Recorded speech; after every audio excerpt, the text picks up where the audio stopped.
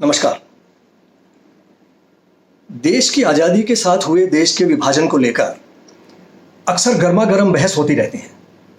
जहां एक तरफ आरएसएस और बीजेपी ये आरोप लगाते हैं कि विभाजन के लिए गांधी जी और कांग्रेस जिम्मेदार थे, वहीं कांग्रेस का ये आरोप है कि दरअसल विभाजन आरएसएस और हिंदू महासभा ने करवाया, जिसकी राजनीतिक विंग 1951 में भारतीय जनसंघ के रूप में स्थापित हुई, जिसका नाम आज भारतीय जनता पार्टी है। तो आइए कुछ तथ्यों से समझने की कोशिश करते हैं कि दरअसल विभाजन के लिए जिम्मेदार थे कौन। इसके लिए हमको इसी सावरकर की श्रृंखला की दूसरी कड़ी को देखना होगा, जिसमें हमने ये सवाल किया था कि अंग्रेजों ने उनकी जो कैद की सजा थी उसमें इतनी भारी भरकम रियायतें क्यों दी, और वो भी हो सकता है उनके माफीनामों से प्रभावित होकर दी हों, लेकिन उस समय के 13 साल तक लगातार 1924 से लेकर 1937 तक उन्होंने उन्हें भारी भरकम रकम पेंशन के तौर पर क्यों दी।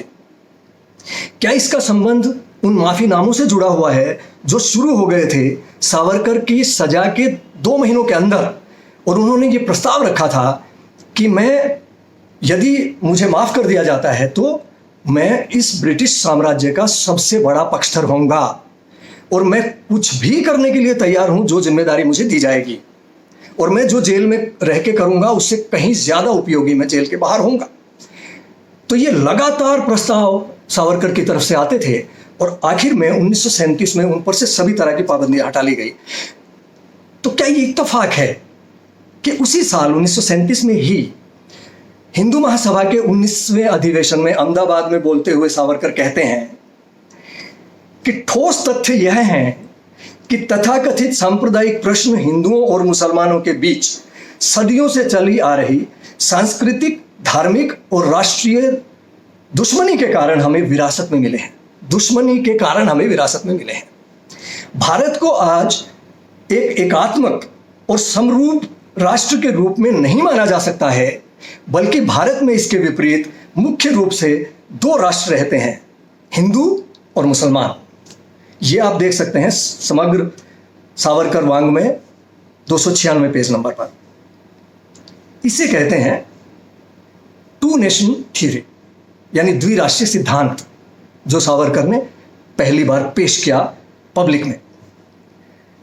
अब इसके 2 साल के बाद आरएसएस के 30 साल तक प्रमुख रहे गोलवलकर अपनी किताब वी और आवर नेशनहुड डिफाइंड में पेज नंबर 47 और 48 पे लिखते हैं, अल्पसंख्यक या तो अपने अलग अस्तित्व को त्याग कर हिंदू धर्म में शामिल हो जाएं, या हिंदू राष्ट्र में बिना किसी सुविधा, यहां तक कि नागरिक अधिकार की भी अपेक्षा किए बिना 2म दर्जे के नागरिक बनकर रहें।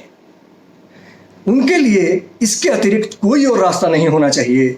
हम एक पुरातन राष्ट्र हैं, एक पुरातन देश की तरह ही उन बाहरी जातियों से निपटें जिन्होंने हमारे देश में रहने का निर्णय लिया है।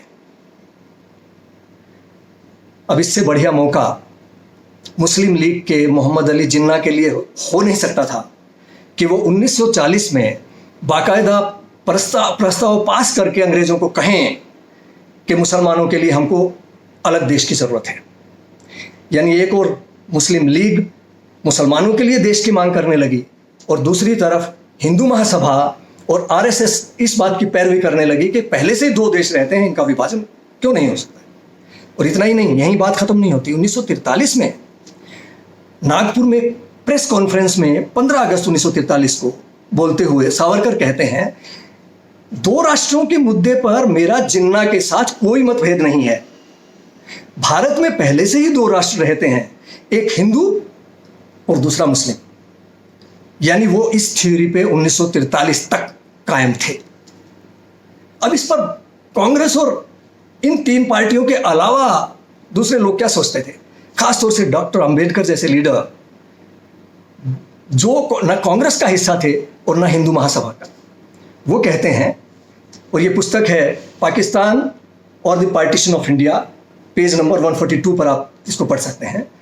1940 में वो कहते हैं कि भले ही यह आश्चर्यजनक लगे, लेकिन श्री सावरकर और श्री जिन्ना एक देश बनाम 2 देश के मुद्दे पर एक दूसरे के विरोधी ना होकर आपस में पूर्ण रूप से सहमत नजर आते हैं। दोनों न केवल इस बात पर सहमत हैं बल्कि जोर देते हैं कि भारत में दो देश हैं, एक मुसलमानों का और दूसरा हिंदुओं का देश। यानी डॉक्टर अंबेडकर की यह टिप्पणी है कि ये दोनों दो देश की बातें कर रहे हैं। अब कांग्रेस की स्थिति क्या थी?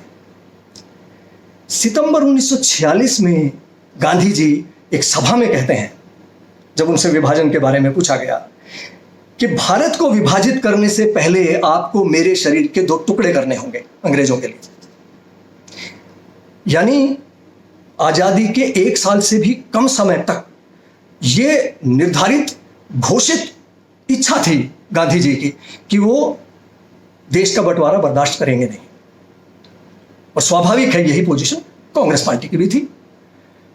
लेकिन मुस्लिम लीग, हिंदू महासभा और आरएसएस ने मिलकर जो वातावरण तैयार किया था, उसमें इस देश के सामने कोई विकल्प नहीं बचा था अंग्रेजों के इस फैसले को अपनाने के सिवाय कि देश के 2 हिस्से कर दिए जाएं और उसमें उसको एक मुसलमानों का देश कहा जाए और दूसरा हिंदुओं का देश कहा जाए।